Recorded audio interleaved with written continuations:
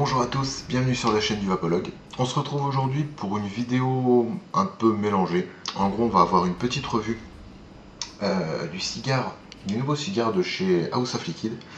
Et on va aussi faire une petite FAQ parce que j'ai accumulé suffisamment de questions pour pouvoir faire une FAQ correcte. Donc on va profiter de faire ça. Dans l'ordre, on va commencer avec la revue du cigare. Donc en fait, ce cigare, il m'a été envoyé il y a, je dirais, un tout petit peu avant le nouvel an. En direct de chez House of Liquid, que je remercie. Il y aura toujours le nom du site, enfin comme d'habitude, on change pas une équipe qui gagne, il y aura toutes les informations autour de moi sur cet écran. Je vais vous lire rapidement la description, puis on en parlera un petit peu en détail. Donc Havana e-cigar en 18 mg seulement.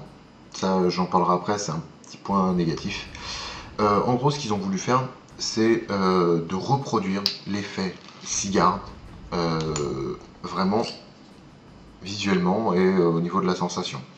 Donc on se retrouve avec tout ce qu'il y a d'un cigare standard que vous pourrez acheter sur le marché. Donc un tube en acier avec affiché donc House of Liquid, Havana, Puros 18, et ce qui est écrit en plus petit, un cigare exquis, enfin un e-cigare exquis. Et puis on se retrouve avec ça.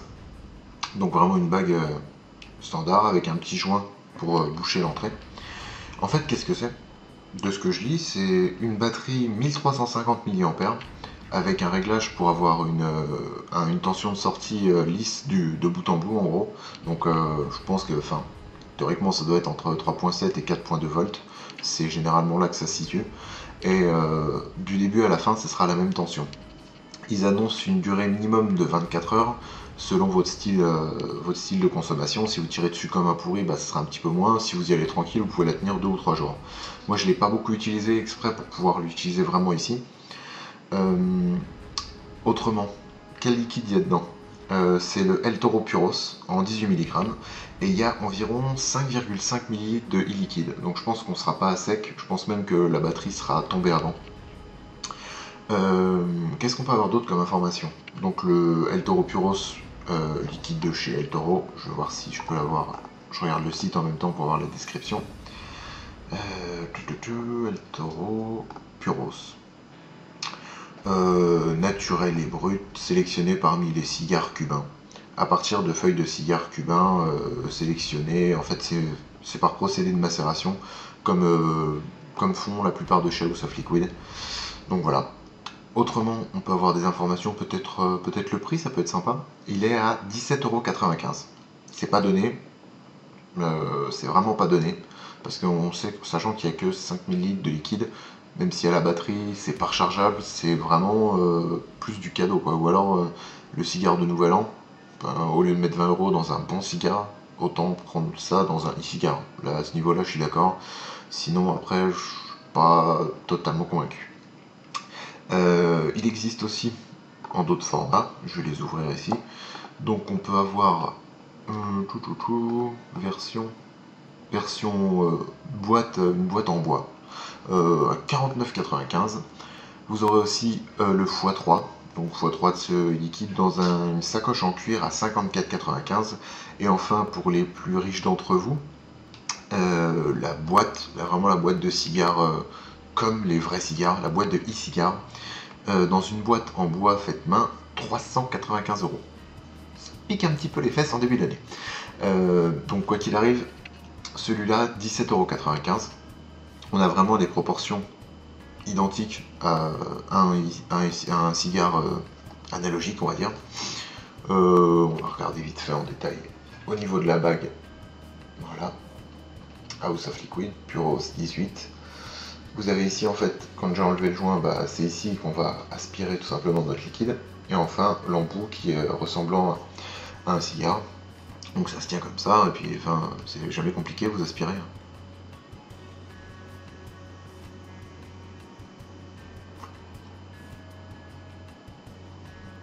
Le goût est sympa, je l'avais déjà goûté étant donné que je connais le El Toro Puros qui est très très bon. Enfin clairement c'est celui-là, il n'y a pas de souci, il n'a pas été changé, il n'y a pas un autre goût. Si vous vous dites qu'il va y avoir un autre liquide dedans, c'est absolument le El Toro Puros, ça ne changera pas. On va regoûter un petit peu pour voir ce que ça donne, c'est un peu costaud, je suis plus habitué en 18.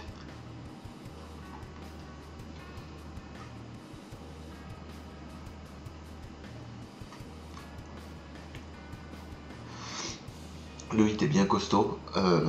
Depuis le début que je l'ai utilisé, je sens que j'ai toujours la même puissance d'aspiration. Enfin, ça tire toujours la même chose. Je sens pas pour l'instant de décroissance. À voir dans le temps, je pense que c'est assez correct. On a un bon esprit de solidité. C'est plutôt très ressemblant avec un cigare, on va dire analogique.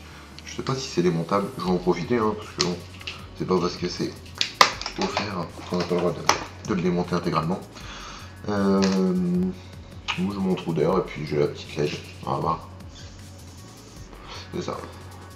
Donc, si vous êtes amateur de cigares, que vous voulez retrouver la sensation, moi je suis pas fan parce que c'est vachement gros.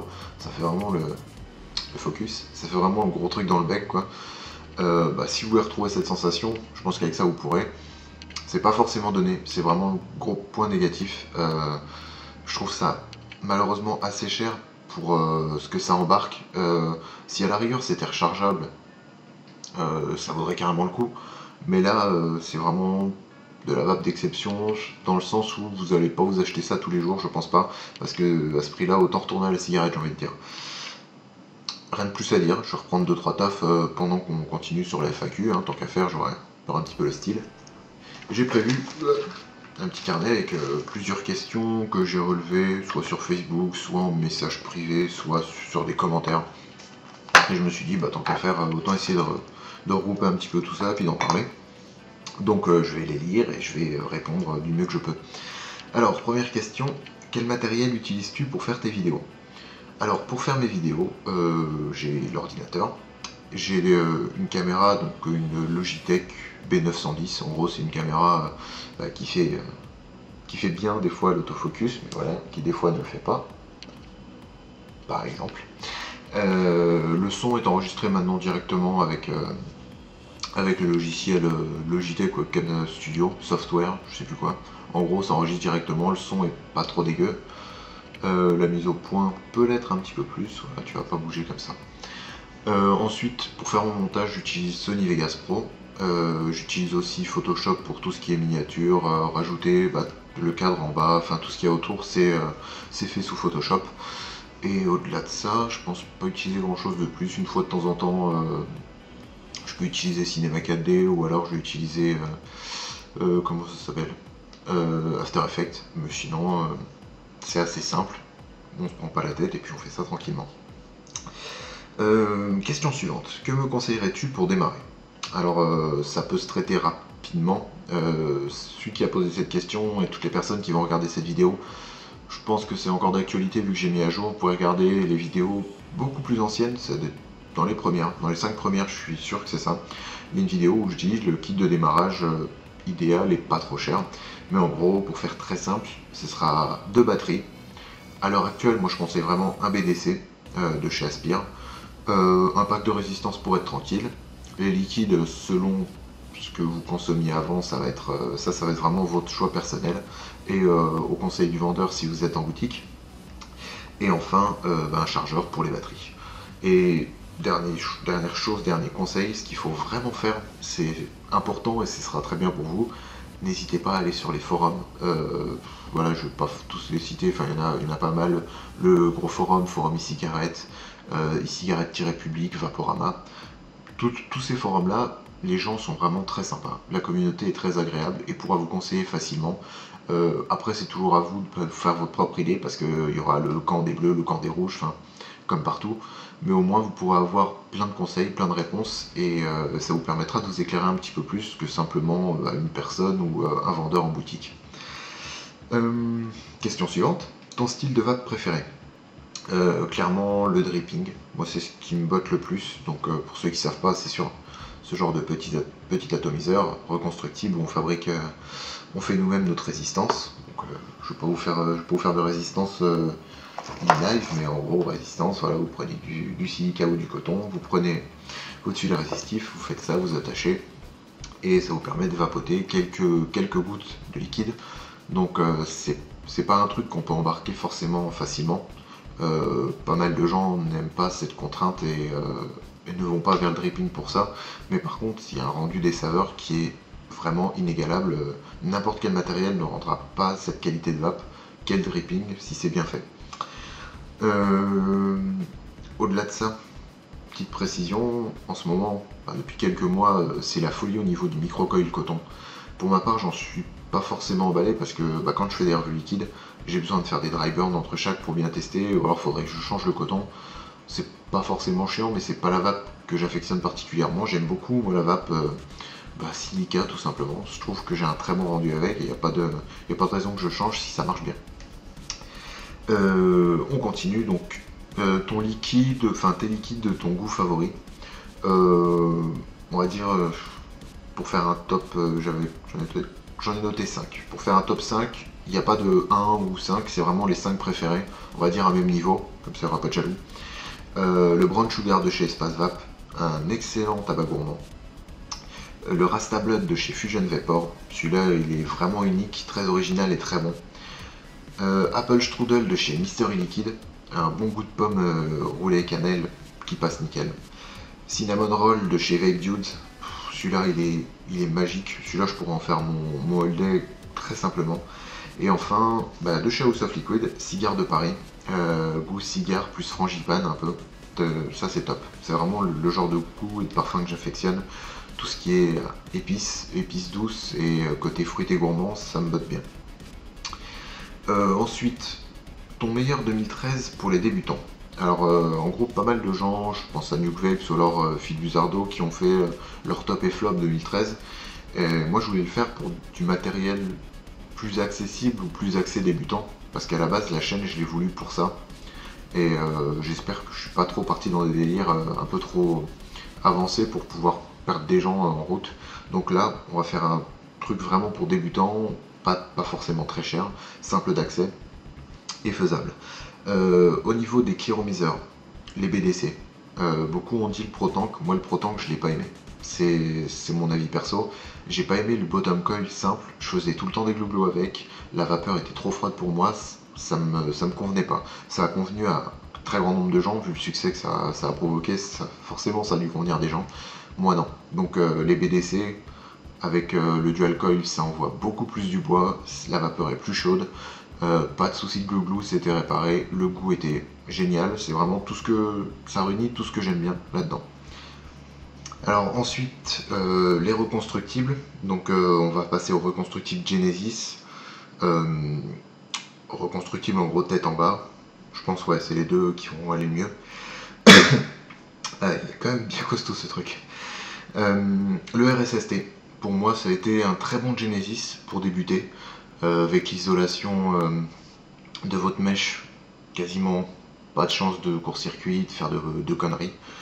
Le prix vachement, enfin, t'es dans les, on va dire 30 €, il a dû baisser je pense maintenant avec le nombre de trucs qui sont sortis, donc c'est un bon truc pour démarrer je pense. Et sinon le Fogger, je l'ai pas eu en main, mais de ce que j'ai pu en voir, de toutes les revues que j'ai pu avoir et de tous les retours, le Fogger V3, il me semble que c'est le V3, c'est celui qui collera peut-être le mieux, avec le système donc résistance en bas et puis on visse par dessus et c'est réglé. Ensuite, au niveau des RDA, donc Rebuildable Dripping Atomizer, en gros les drippers, l'Igoel que j'ai ici, pas cher, enfin moi j'ai dû le payer 8-10 €, très bon, très bon auto. Pour démarrer, pour s'entraîner, on peut faire de tout là-dessus, c'est vachement pratique. Et sinon, en dual coil, enfin présenté pour le dual coil, je l'ai plus ici. Vous avez aussi le Scar qui est vachement bien, et l'Aigo W qui lui a ses triple postes pareil. Le seul regret que j'ai sur les Aigo, notamment sur l'Aigo L, c'est qu'on visse notre résistance, qu'on doit serrer nos fils, et que ça passe pas dans un trou, qu'il faille les maintenir pour que ce soit serré. Quand on utilise des fils assez épais, moi je suis en Cantal 030, des fois c'est pas facile de resserrer et de bien clipser le truc, sinon enfin des fois ça se barre, donc c'est pas le plus pratique. Mode mécanique, j'aurais dit le cassant, parce que juste pour son prix, un mode mécanique, il n'y aura pas d'énorme différence. La conductivité, le switch, ce sera ce qu'il y aura de primordial pour l'utilisateur, de ce que j'ai pu voir en fait au travers de forums, de revues et tout. Chacun a ses préférences. Moi c'est ce que j'ai misé, sur quoi j'ai misé, et j'ai bien aimé. Si je le retrouve, il doit être pas loin. Toujours beaucoup de bordel. J'ai adoré le switch au cul, comme on aime bien le dire. Le côté, on peut mettre toutes les batteries dedans avec la fonction télescopique, j'ai trouvé ça super pratique. Il a une bonne tête, il était dispo en plein de couleurs, pas forcément cher, j'ai trouvé ça sympa. Ensuite, le mode voltage variable, wattage variable, le Vamo, parce que je pense que c'est dans les premiers prix, ça fait très bien son boulot. Ce sera pas de l'ultra vape, de la mort qui tue, tout ça, non, mais ça ira très bien. Vamo qui est en égalité pour moi avec le SVD, qui a beau embarquer le même chip, enfin, tout pareil. Le SVD, je trouve, à mes yeux, il a une gueule d'enfer, et pour ce prix-là, il vaut vraiment le coup si vous appréciez le style. Je pense qu'on a terminé pour le top. C'est pas mal, c'est un petit top gentillet. Ensuite, d'autres questions, il en reste plus que 3-4. On va essayer de se dépêcher pour pas non plus vous faire traîner trop longtemps.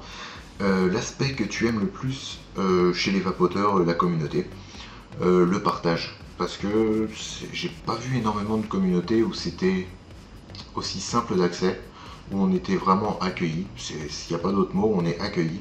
Il y a un partage de connaissances énorme, et pour peu que vous évitiez les embrouilles à la con, franchement c'est une super communauté, c'est vachement agréable. Ça m'a fait bien plaisir de pouvoir la rejoindre. Et dans le même ordre d'idée, qu'est-ce que tu détestes chez les vapoteurs? Je vais peut-être pas te faire les potes, hein.